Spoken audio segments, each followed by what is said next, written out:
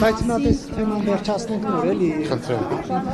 Պարոն Ռուբինյանը, տեսեք, հիմա մի իրավիճակ է, որ Վրաստանը կոնյակի արտահանման հետ կապված է խնդիրներ ստեղծում, Իրանում ստեղծված իրավիճակով պայմանավորված են հայկական բեռներն այդ ուղղությամբ դժվարությամբ են առաջ գնում։ Այս իրավիճակում Հայաստանի իշխանությունները ինչ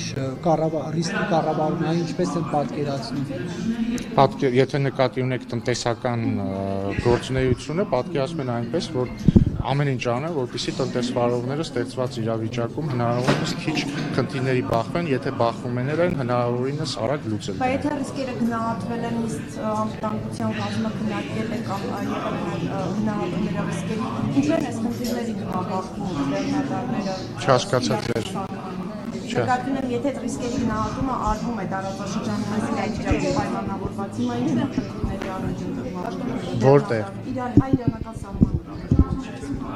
Հարգելի շողիկ, Իրանում ռազմական գործողություններ են։ Այդ եմ հարցնում, եթե ռիսկերը գնահատվում են,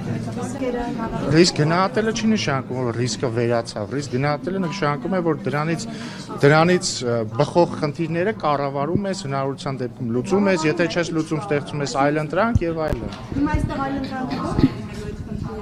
Որ խնդրի։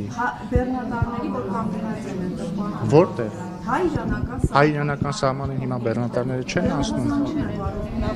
Խնդրում եմ ինձ հետո հստակ տեղեկություն տվեք այդ առումով պատասխանեմ, որտեղ ես դրանից տեղեկացված չեմ։